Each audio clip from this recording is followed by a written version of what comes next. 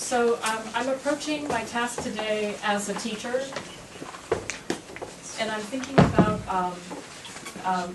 my strategy as in the same way that I approach the classroom. So I'm not speaking from something written, and I'm responding to some of the conversations that I've been participating in since my arrival a week ago. So this is all very, this is put together, in other words, last night in my hotel room. Okay. Oh, sorry, I think I have to turn off my thing. Creating feedback. Okay, so I'm beginning with a sentence. It's an idea, and it can happen anywhere. And this was a line from a book on policing sex, as a public sex and politics.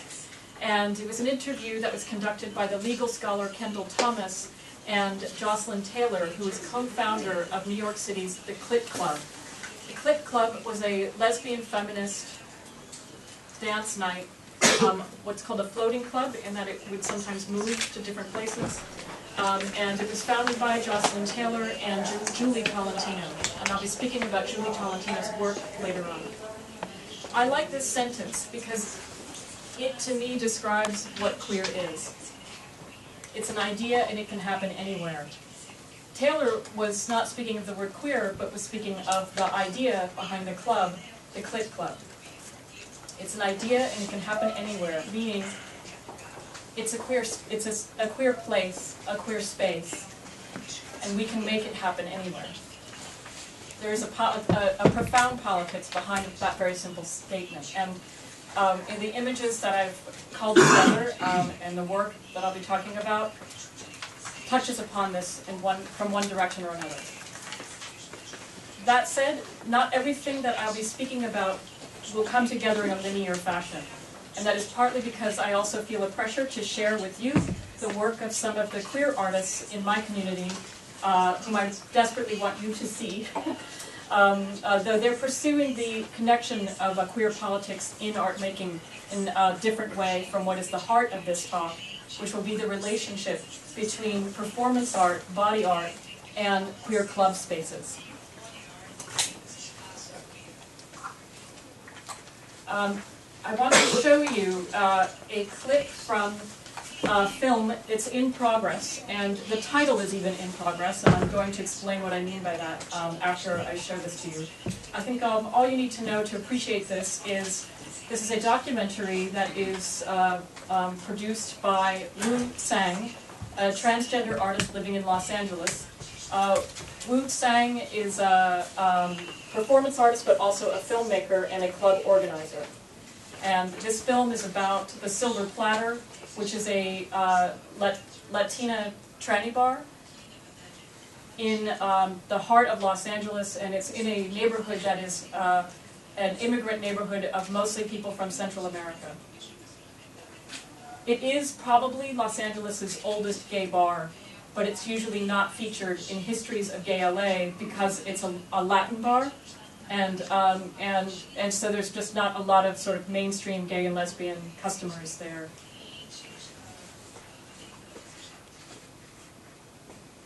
Oh, sound. Sorry. Yeah. Okay.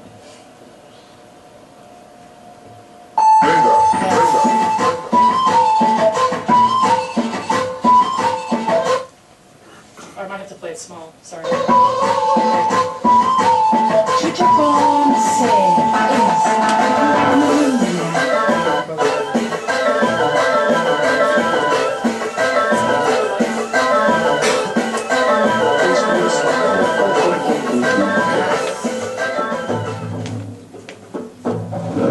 Muchas memorias. Yo cuando venía aquí que yo de Pasadena, me pagaba los niños. Decía, ya voy llegando, como una ansia por llegar. No sé.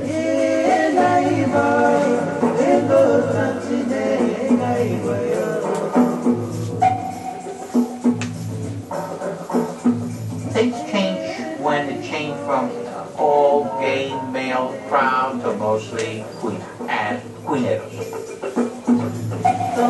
De repente vino una, dos, 2, 3, 4 y se empezaron a juntar y ahora ya todo el mundo. I guess the word spread around. A lot of people come from very far away because they feel good here. Ahora han venido muchas chicas nuevas, ¿verdad? Y pues obviamente todas son inmigrantes. Entonces quizás por lo que les ha tocado vivir en sus vidas, ahí en sus países, yo pienso que quizás por eso vienen así con esa violencia, con esa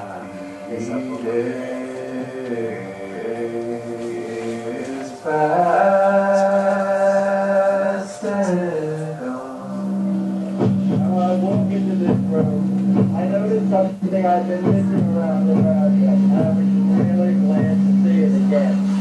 It was that big stuff. And that awareness. I guess it comes from places where intelligent young people find community.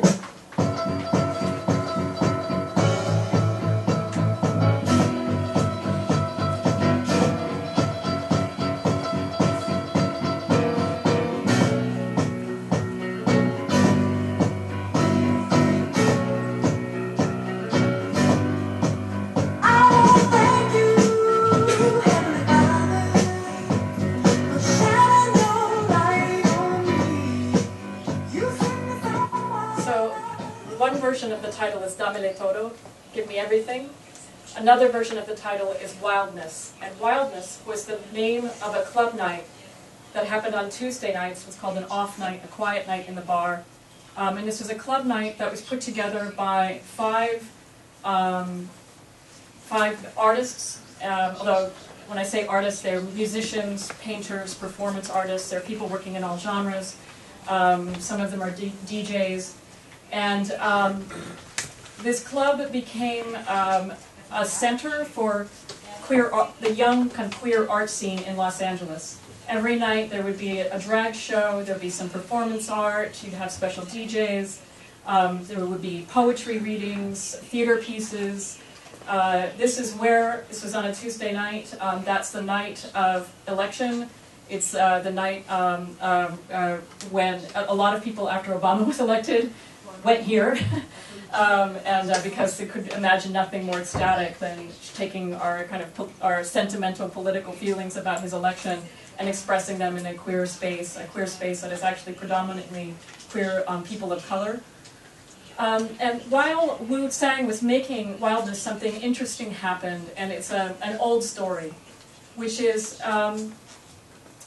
as more and more of these art people were going to this tranny bar in what's called Westlake is the name of the neighborhood, and it's a very heavily policed, extremely densely populated neighborhood, and quite poor. This is a new crowd of people going to this bar, and that brought a new kind of attention to the bar. So a local newspaper, I know that there was some discussion yesterday about the role of the media in the arts, and I was reminded of this. A local newspaper sent a reporter out to look for cool gay bars, and in a Best of Los Angeles special issue of the newspaper, they named this bar Best Tranny Bar. And the description of the bar made it sound like a freak show packed with sexual predators. The language was extremely disrespectful, sensationalizing, and deeply upsetting. I would say it made a number of us who go to the bar feel quite sick, actually. The organ